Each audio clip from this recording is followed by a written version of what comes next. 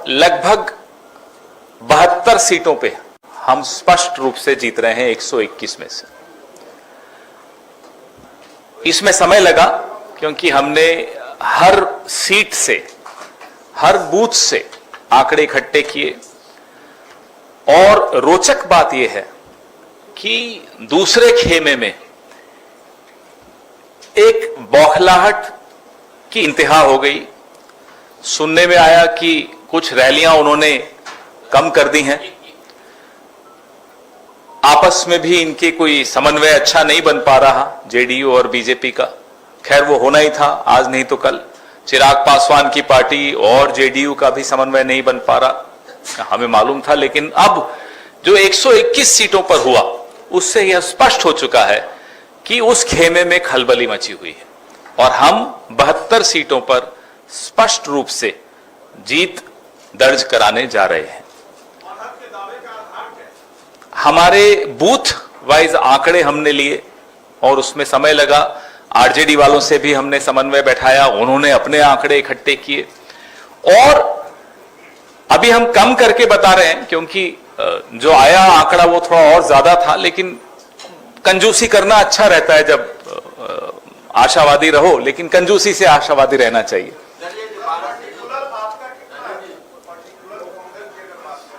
बहत्तर में हमारे भी अच्छे हैं, चिंता मत कीजिए। पिछली बार का स्ट्राइक रिकॉर्ड हम तोड़ने वाले हैं, अच्छी तरह से तोड़ने वाले हैं। और जब एक परिवार मिलकर कुछ संघर्ष करता है तो ये नहीं देखा जाता कि माता को कितना हासिल हुआ, पिता को कितना हासिल हुआ, बड़े भाई छोटे भाई, कुछ नहीं होता, सब बराबरी से लड़ रहे होते हैं। उसका नतीजा आपको चौंका देगा, आने दीजिए। सुना आज प्रधानमंत्री भी घूम रहे हैं। एक अजीब बात हमने देखी, इसी होटल में देखी। जब गृह मंत्री इस होटल में आते हैं तो लिफ्ट के सीसीटीवी के ऊपर कागज चिपका दिया जाता है। तो हमें नहीं समझ में आया कि गृह मंत्री यहां किससे मिलने आ रहे हैं, किसका मुंह छिपाया जा रहा है, किससे डर डर के छिप छिप कर मिलना पड़ रहा है। क्या वो अधिकारी हैं, कौन है? इसका जवाब हम उम्मीद करते हैं गृह मंत्री देंगे। चलिए, आप ट्रैफिक रोक देते हो, लिफ्ट्स रोक देते हो, रास्ते बंद कर देते हो, सब मंजूर है। सीसीटीवी कैमरा के ऊपर कागज क्यों होटल वालों को मजबूर करके लगाया जाता है, ये हम जानना चाहते हैं। किससे मिल रहे हैं गृह मंत्री? इस देश के गृह मंत्री ये छिप छिप कर मीटिंग्स क्यों कर रहे हैं? अधिकारी अब आपसे नहीं डरते, गृह मंत्री जी को ये समझ लेना चाहिए। तो अधिकारी अगर आपसे मिल भी रहे हैं, हमारी जानकारी में रहता है, वो अधिकारी हमें भी बता देते हैं कि साहब गृह मंत्री ने बुलाया, धमकाया, हड़काया, जो भी किया हमें बता देते हैं। सीसीटीवी के ऊपर, जो कि सुरक्षा के साथ, इस होटल में और लोग भी रह रहे हैं, उन सबकी सुरक्षा के साथ भी खिलवाड़ है। यह जानकारी हम उम्मीद करते हैं कि आप सब साथी अगली बार गृह मंत्री मुखातिब हो आपसे तो पूछिएगा कि आप ऐसे कौन सी मीटिंग्स करते हो जो आपको छिप छिप कर करनी पड़ती है, खुलकर क्यों नहीं करते मीटिंग्स, किससे डरते हो?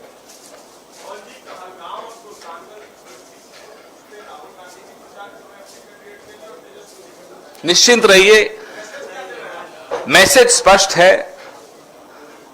किसको हराना है ये हम दोनों जानते हैं, आरजेडी भी, हम भी, हमारी सारा गठबंधन जानता है कि कैसे और किसको हराना है।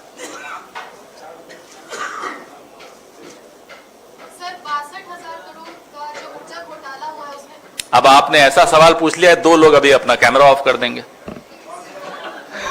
मैं नाम नहीं लूंगा।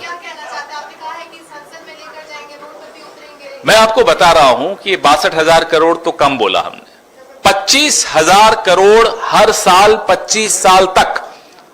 आप कैलकुलेट कीजिए, मैं कल तो भूल गया, मेरे कैलकुलेटर पे नहीं आ रहा था। 25,000 करोड़ 25 साल तक, 7 रुपए प्रति यूनिट बिजली बिहार के उपभोक्ता को खर्च करने पड़ेंगे। तो घोटाला बहुत बड़ा है, महा घोटाला है। 62,000 करोड़ अगर इंडिया ने घोटाला किया है तो आज 125 यूनिट बिजली फ्री देंगे, तो आप कहां से लाएंगे 200 यूनिट फ्री बिजली देंगे? हम बिना घोटाले किए बहुत कुछ कर सकते हैं, हमने कई राज्यों में करके दिखाया है। हमने मुफ्त बिजली दे के दिखाई है, हम साबित करके दिखा चुके हैं। इसलिए हमें, आप जो जब ये सवाल पूछते हो तो हमें कोई घबराहट नहीं होती बताने में कि हम पेंशन भी दे सकते हैं, ओल्ड पेंशन भी दे सकते हैं, मुफ्त बिजली भी दे सकते हैं। अर्थशास्त्र की समझ होनी चाहिए बस, और नीयत साफ होनी चाहिए। 1 रुपए में 1050 एकड़ जमीन देने की अगर नीयत होगी तो नहीं कर पाएंगे। सर, आपने कहा कि 72 सीटों पर ट्रेन में आपको ठीक करने हैं। आधार क्या है, कौन से ऐसे मुद्दे हैं जिसने जनता को अपील किया, जिसके आधार पर आप उससे कॉन्फिडेंस? अच्छा सवाल है आपका। 2-3 मुद्दे निकल कर आए। बेरोजगारी बहुत बड़ा मुद्दा निकल कर आया। नौजवान तमाम और कारणों से ऊपर उठकर नौजवान खुलकर अपने गुस्से का इजहार कर रहा है। नंबर 2, एंटी इनकम्बेंसी बहुत ज्यादा हर वर्ग में दिखाई दी कि भाई बहुत हो गया, अब मौका किसी और को देना चाहिए। और नंबर 3, जितनी बार प्रधानमंत्री बिहार में आकर मुंह खोलते हैं, पहले तो वोट कम हो रहे थे, अब सीटें कम होती हैं। तो प्रधानमंत्री इस चुनाव में विपक्ष के लिए सबसे बड़े स्टार कैंपेनर बन के उभरे हैं, हम सबके लिए। सर, जिस तरह से तेज प्रताप यादव ने कल रोजगार और नौकरी के साथ सहमति जताई, ये बोला कि जो देगा उसके साथ करे, साथ में रवि किशन कहीं ना कहीं असहज महसूस कर रहे हैं, क्या कहेंगे? अब वो तो उनके बीच का क्या है हमें नहीं मालूम। मैं ये जानता हूं, यहां हम बैठे या वहां आप बैठे, किसी से आप बात कर लीजिए, हमारे होटल के साथी भी यहां खड़े हैं, बेरोजगारी एक ऐसा मुद्दा है जो हर घर का एक मुद्दा है, हर परिवार का मुद्दा है, हर मोहल्ले का मुद्दा है, हर टोले का मुद्दा है, हर गांव का मुद्दा है।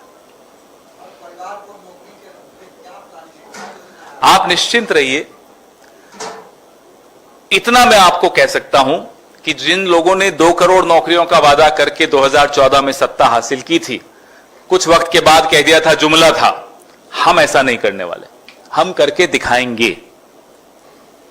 कल जिस तरह से प्रधानमंत्री ने फिर पट्टा और रंगदारी और वो इस तरह से संदर्भ जिसकी जैसी भावना। क्यों रहे? क्यों वोटर को अचानक? अरे हम तो प्रधानमंत्री की बात सुनकर नीतीश बाबू को भी ये सलाह दे रहे हैं, ले जाइए एक आध कट्टा इनके, रखिए कनपट्टी पर, अपने आप को घोषित करवाइए मुख्यमंत्री। ऐसे नहीं करने वाले ये लोग। यानी कि वो पट्टा की भाषा ही वो लोग समझ, उनको वही भाषा समझ में आती है। अब गुजरात में वही भाषा इन्होंने चलाई, सत्ता में रहे, सत्ता में काबिज हुए। आपको तो किससे मालूम है, केशुभाई पटेल से लेकर और हरेन पांड्या तक के। क्यों मुंह खुलवाते हो हमारा? 14 केस हैं, 2-4 और हो जाएंगे, मत करो ऐसा। विश्व गुरु की बात करते हैं तो क्या आप कट्टा ही संदर्भ रख के वहां तक पहुंच रहे हैं? इन लोगों की मानसिकता वैसी है, इस देश की मानसिकता वैसी नहीं है, इस देश की राजनीति की मानसिकता वैसी नहीं है। और जिस प्रदेश से ये लोग आते हैं, वहां से गांधी आए हैं भाई, वहां ऐसी भाषा नहीं चलती। इन्होंने चलाने की कोशिश की है, ज्यादा दिन नहीं चल पाएंगे।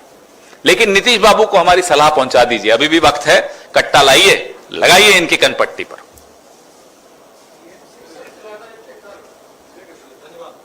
लेकिन ये जरूर मुझे जवाब दिलवाइएगा कि ये छिप छिप कर गृह मंत्री इस होटल में किससे मिल रहे हैं।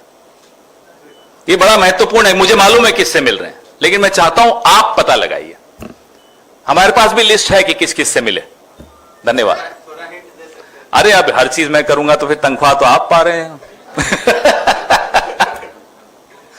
अमित शाह ने कहा है, मतलब कांग्रेस पे उन्होंने तंज कसा है, कहा है उन्होंने कि जंगल राज फिर से वापस लौटना चाह रहा है एक नए अंदाज के साथ। उनको क्या कहना चाहिए? भाई अपने उप मुख्यमंत्री पर हमला हो रहा है, खुद गृह मंत्री हैं, उस हमले को नहीं रोक पा रहे, फिर कहते हैं जंगल राज। अपना प्रत्याशी गोली मार रहा है, जेल में बैठ गया बीच चुनाव के, फिर कहते हैं जंगल राज।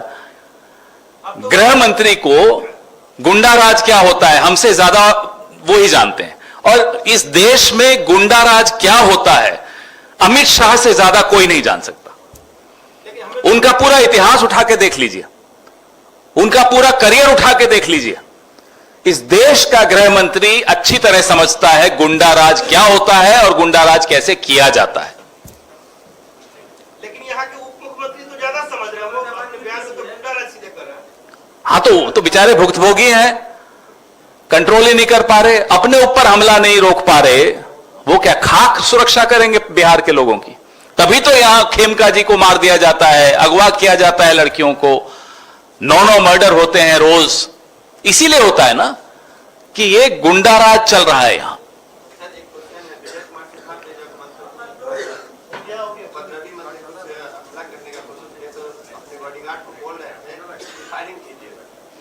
नुकसान है तब सीआरपीएफ। अब आप समझ लीजिए, ये हैं इस प्रदेश के उप मुख्यमंत्री जो अपने बॉडीगार्ड को कहते हैं फायरिंग कर लो, और फायरिंग नहीं करते तो क्या किस काम के बॉडीगार्ड हो, शायद ये भी बोला था उन्होंने।